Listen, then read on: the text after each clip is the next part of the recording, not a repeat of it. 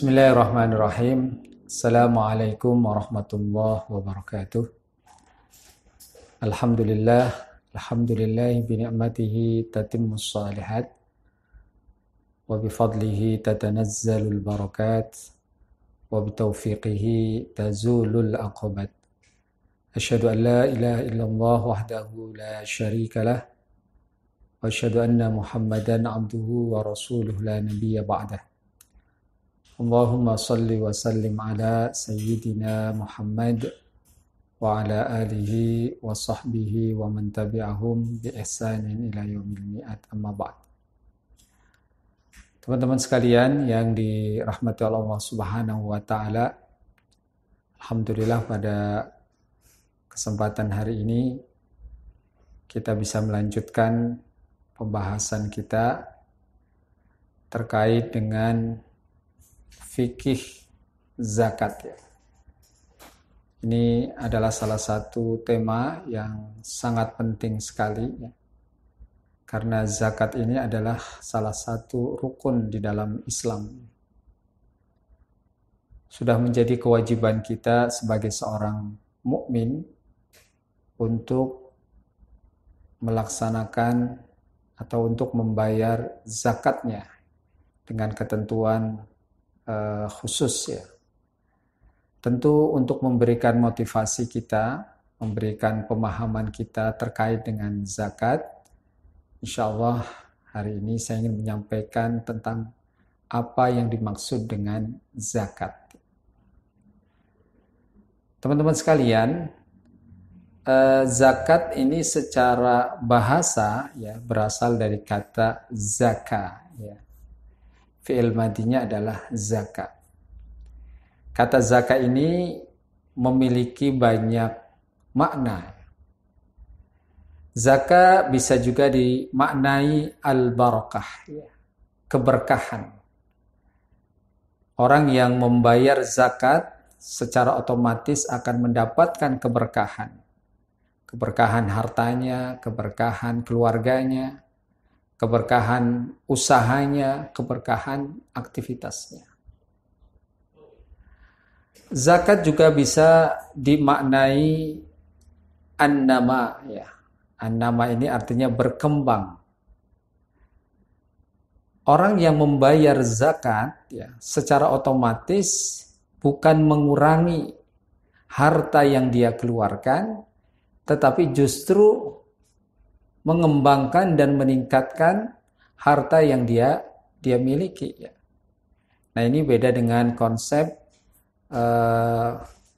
dalam konsumsi ekonomi secara umum ya, konvensional ya.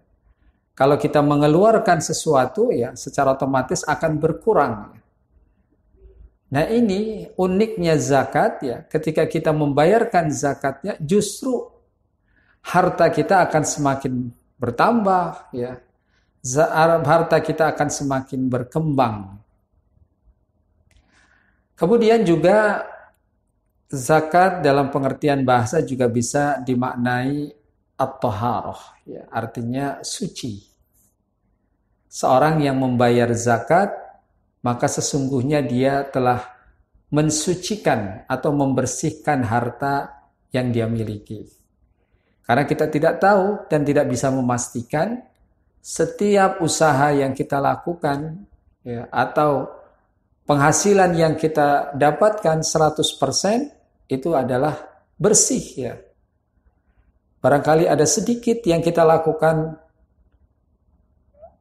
ada unsur kebohongan atau ada unsur sesuatu yang melebih-lebihkan ya. Atau ada sesuatu sedikit yang bercampur dengan harta kita, maka ketika kita membayarkan zakat, ini secara otomatis bisa mensucikan harta kita. Kemudian yang secara bahasa, zakat juga bisa dipahami sebagai al-madhu. Artinya adalah pujian. Ya.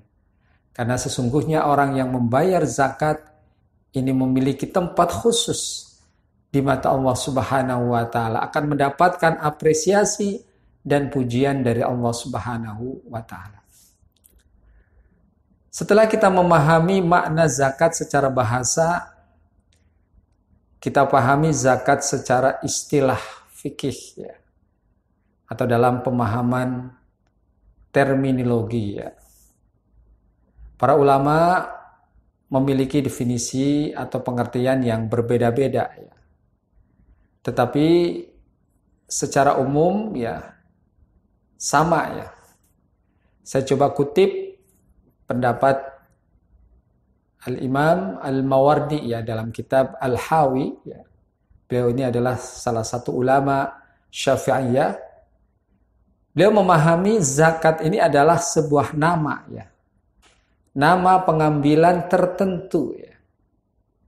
Dari harta tertentu ya. Menurut sifat-sifat tertentu dan diberikan golongan tertentu. Ya, jadi yang dimaksud zakat itu apa? Ialah adalah nama pengambilan harta tertentu. Jadi harta yang boleh dizakati itu adalah harta-harta tertentu. Ya, tidak semua harta yang kita miliki kemudian dikeluarkan untuk membayar zakat. Tapi di situ ada ketentuannya. Mana harta yang akan dibayarkan zakatnya. Tentu adalah harta yang telah mencapai nisab. Ya, kadar nisab. Pada waktu tertentu, kemudian juga distribusinya dibagikan juga kepada orang-orang tertentu disertai dengan niat karena Allah Subhanahu wa taala. Ya. Ini makna zakat secara istilah. Teman-teman sekalian yang dirahmati Allah Subhanahu wa taala ya. Selanjutnya kita akan menjelaskan tentang bagaimana sih zakat ini dalam konsepsi Al-Qur'an. Karena kita banyak sekali mendapatkan lafaz zakat ini ya di dalam Al-Qur'anul Karim dalam bentuk ma'rifat saja az-zakah ya. Di dalam Al-Qur'an itu disebutkan sebanyak 30 kali. Kemudian lafaz az-zakah ketika dibarengi dengan kata as-shalah ya berurutan wa aqimus shalah wa atuz zakah itu disebutkan sebanyak 27 kali ya. Walaupun sebagian ulama ada yang mengatakan sampai dengan 82 kali. Ini artinya bahwa zakat dalam Al-Qur'an ya betul-betul sangat diperhatikan. Dan penggunaan atau istilah zakat ini ya terkadang menggunakan dengan lafaz yang lain ya. Contohnya misalkan kalau dalam surat At-Taubah ya ayat 103 Allah Subhanahu wa taala ketika menjelaskan makna zakat ini dengan kata-kata shadaqah ya. A'udzubillahi minasyaitonirrajim. Khudh min amwalihim shadaqatan tutahhiruhum wa tuzakkihim biha. Khudh min amwalihim, ambillah dari harta mereka. Ya, kata-katanya adalah shadaqatan. Tetapi yang dimaksud dengan shadaqatan di sini adalah zakah ya. Kemudian dalam ayat yang lain ya terkadang Al-Quran menggunakan dengan istilah nafaqah. Ya.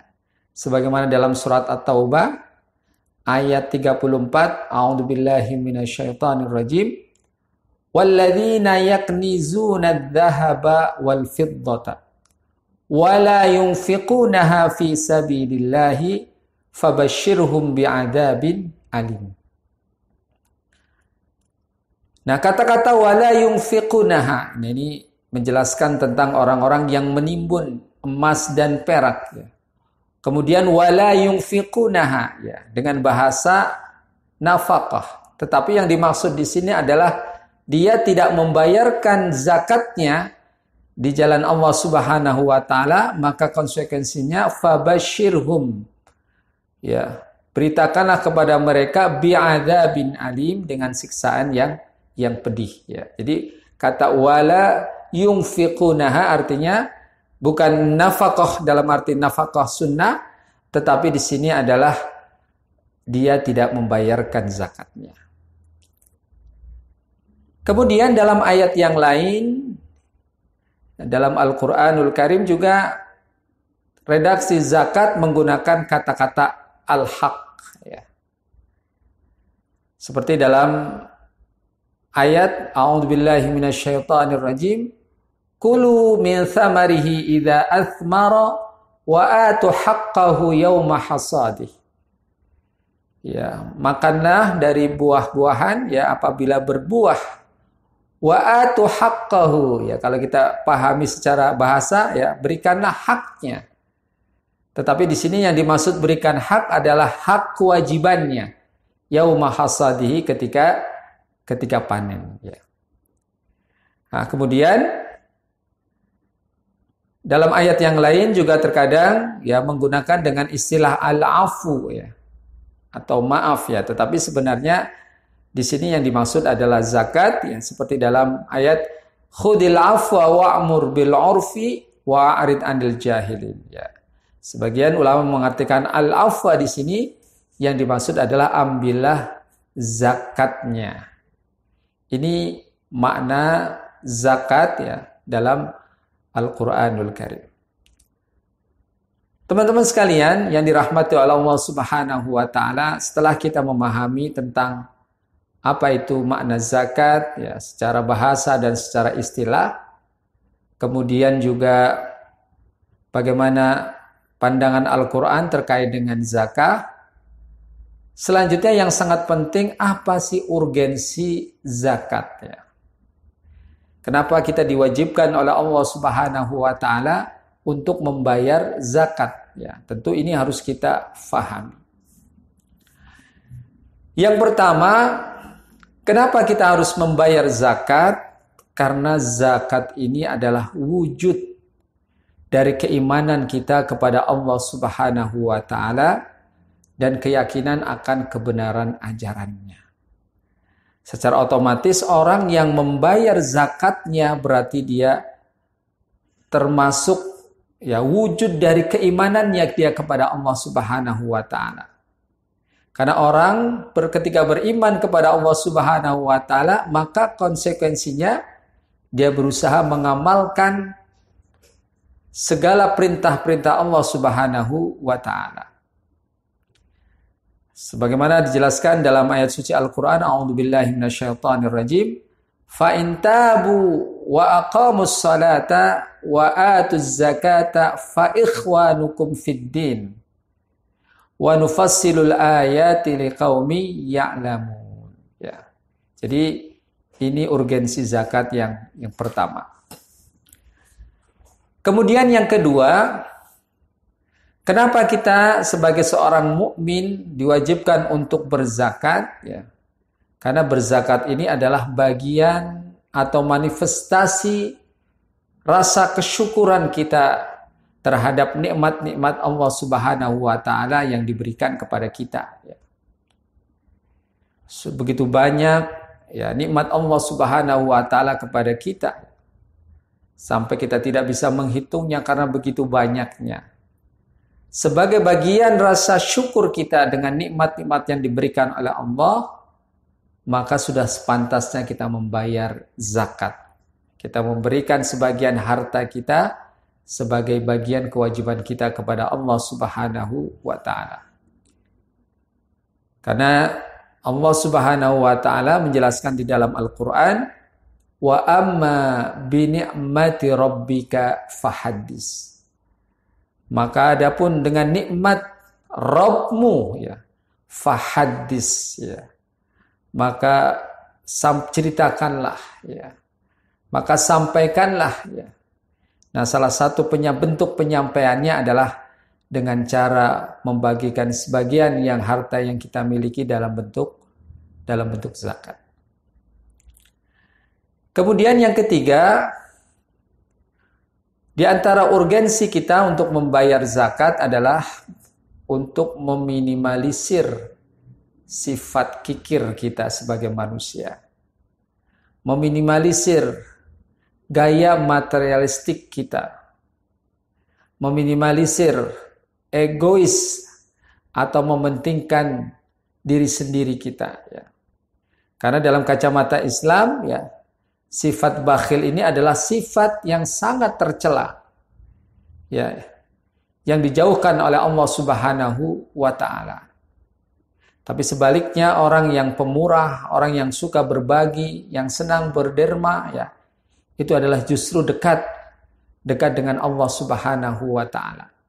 Maka ketika kita membayar zakat, berarti secara otomatis kita sedang melakukan proses, ya, untuk menghilangkan sifat kekikiran yang ada dalam diri kita. Menghilangkan sifat egois atau mementingkan pribadi kita. Atau menghilangkan gaya hidup materialistik kita. Ya, ini adalah bagian daripada urgensi zakat. Teman-teman sekalian yang dirahmati Allah Subhanahu wa taala, selanjutnya setelah kita menjelaskan tentang urgensi zakat, ya, kita juga perlu memahami pembagian zakat. Atau istilahnya adalah ragam zakat, ya. Secara umum, ya, dalam konsepsi fikih zakat, ya, zakat ini ada dua, ya. Yang pertama disebut dengan zakat nafsi, ya, atau zakat jiwa, ini yang kemudian biasa disebut dengan zakat fitrah, ya. Kemudian yang kedua adalah zakat mal atau zakat harta. Nah, ini kita sering mungkin mendengar ada istilah zakat fitrah, kemudian juga ada zakat harta atau zakat mal. Apa yang dimaksud dengan zakat fitrah? Ya. Zakat fitrah ini adalah zakat yang diwajibkan kepada seorang muslim yang biasanya dibayar menjelang Idul Fitri pada bulan suci Ramadan. Ini salah satu kewajiban kita sebagai seorang muslim, ya, ketika masuk di bulan suci Ramadan sampai dengan menjelang Idul Fitri. Nah, ini salah satu fungsinya adalah, ya, supaya kita bisa membersihkan dosa-dosa kecil yang pernah kita lakukan, ya, dan sekaligus untuk menyempurnakan ibadah-ibadah yang kita laksanakan di bulan suci Ramadan. Sehingga ketika kita masuk di bulan fitri, kita dalam kondisi fitrah, dalam kondisi suci, ya, sebagaimana ketika kita baru dilahirkan dari rahim ibu kita, ya. Maka diwajibkan seorang muslim untuk membayar zakat. Dan ini ulama sepakat bahwa zakat fitrah ini adalah hukumnya wajib bagi setiap individu, bagi setiap muslim, ya, bagi orang yang merdeka, ya, laki-laki ataupun perempuan, besar ataupun kecil, kaya ataupun miskin. Berapa ketentuannya yang harus dibayarkan ketika membayar zakat fitrah? Ya, ini sebagaimana hadis dari Rasulullah sallallahu alaihi wasallam an Abi Sa'id Al-Khudri radhiyallahu an, dari Abi Sa'id Al-Khudri, kunna, ya, nukhriju fi ahdi Rasulillah sallallahu alaihi wasallam yaumal fitri sa'an min ta'amin. Jadi kami dahulu di masa Rasulullah sallallahu alaihi wasallam, ya, ketika menjelang hari Idul Fitri, ya, mengeluarkan satu sok makanan. Ya. Nah, makanan itu dalam bentuk gandum, ya, atau dalam bentuk anggur kering, dalam bentuk keju, ya, korma kering dan lain sebagainya, ya. Nah, ini ketentuannya adalah membayar satu sok, ya. Nah, ini yang kemudian para ulama, ya, berbeda pandangan, ya. Berapa kira-kira ukuran sok, ya? Ya, sebagian ada yang menjelaskan satu sok ini kurang lebih sekitar 3 kilo, ya. Atau ada sebagian juga 2,751 gram, ya. Kurang dari 3 kilo, ya. Kemudian ada juga yang menjelaskan, ya, sekitar 2,157 kilogram. Jadi para ulama berbeda ya. Yang jelas pada prinsipnya ya, bahwa ketika kita membayarkan zakat fitrah ya. Nah ini kalau dalam kita sesuai dengan ketetapan yang dikeluarkan oleh Basnas ya. Dalam Basnas sebagai bentuk ya untuk menentukan di antara berbagai pandangan ya, khilafiyah ketentuan satu so ya. Kemudian yang kedua, teman-teman sekalian yang dirahmati Allah Subhanahu wa taala, zakat mal ya, atau biasa juga disebut dengan harta ya. Jadi harta ini adalah zakat kekayaan tertentu ya, yang harus dikeluarkan dalam jangka 1 tahun sekali ya, yang sudah memenuhi standar nisab. Nah ini banyak sekali ya, zakat-zakat yang harus dikeluarkan, bisa dalam bentuk zakat emas dan perak ya, ataupun zakat perhiasan ya. Kemudian juga ada zakat pertanian ya, padi, jagung. Kemudian juga ada zakat binatang ternak ya, seperti onta, kemudian kambing ya, sapi, kerbau dan lain sebagainya. Kemudian juga ada zakat perdagangan ya, dari hasil bisnis yang kita lakukan. Kemudian juga ada zakat harta galian ya, ada rikas dan ma'adin ya. Kemudian juga ada zakat hasil manfaat ya, atau yang biasa disebut dengan al-mal al-mustafad. Kemudian juga, nah ini termasuk ya ijtihad para ulama ya, karena saat ini justru ya lebih banyak ya orang-orang yang menjadi profesional ya, dengan mengambil beberapa dalil ya. Kemudian ada ketentuan zakat profesi ya. Ini secara umum ya, ketentuan atau ragam pembagian daripada zakat ya. Ada zakat fitrah, kemudian yang kedua ada zakat al-mal. Teman-teman sekalian, kemudian yang terakhir ya, pembahasan kita terkait dengan fikih zakat adalah ketentuan harta yang wajib dizakati. Ya, tadi kita sudah pahami ya bahwasanya zakat ini adalah pengambilan harta tertentu ya. Makanya dia memiliki syarat tertentu, harta yang wajib dizakati apa saja. Yang pertama adalah ketentuannya bahwa kepemilikannya adalah kepemilikan sempurna, al-milkut tam. Jadi memang harta itu betul-betul dalam pengawasan dan kekuasaan kita. Ya, bukan kita dipasrahi harta, ya, dipasrahi uang, tetapi memang harta itu murni milik kita. Dalam penguasaan kita, dalam pengawasan kita, dan kita memiliki hak untuk mengelola harta itu. Untuk mengusahakan mengambil manfaat daripadanya. Nah ini ketentuan yang pertama. Jadi kepemilikan secara sempurna. Barangkali kita punya harta ya, tetapi sebenarnya kita hanya dititipkan saja.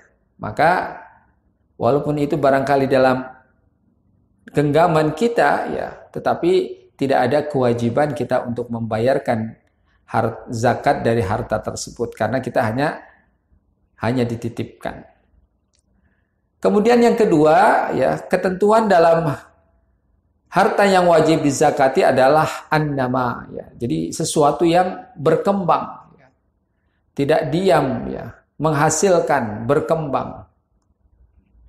Kemudian yang ketiga, nah ini standar harta yang wajib dizakati, dia sudah mencapai nisab ya.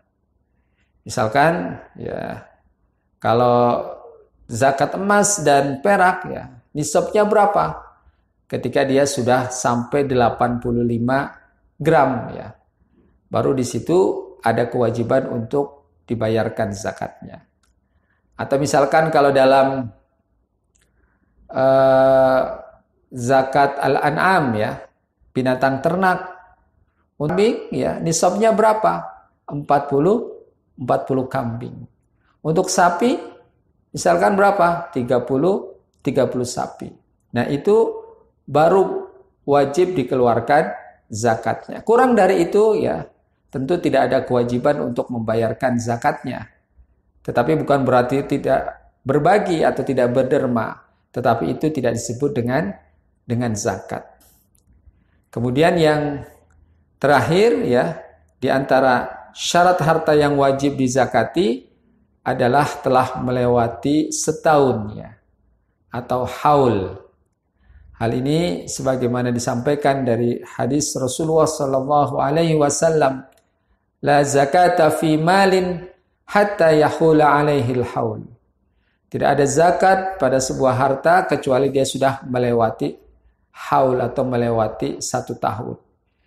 Jadi kalau misalkan kita punya keuntungan ya, punya keuntungan sudah mencapai nisab ya, tetapi ternyata dalam 1 tahun kebutuhan pokok kita lebih besar. Jadi setelah dihitung ternyata 1 tahun tidak mencapai nisab ya. Atau misalkan kalau kita punya kambing ya 40 ya, tapi dalam perjalanan ada yang mati ya. Kemudian sampai satu haul atau 1 tahun hanya tinggal beberapa saja ya. Tinggal 15 atau tinggal 20. Maka belum ada kewajiban untuk membayarkan zakatnya. Wallahu alam bisawab. Itu barangkali yang bisa saya sampaikan. Mudah-mudahan bisa bermanfaat ya, dan bisa memberikan pencerahan-pencerahan terkait dengan fikih zakat. Aqulu qauli hadza wa astaghfiru li wa lakum. Wassalamu alaikum warahmatullahi wabarakatuh.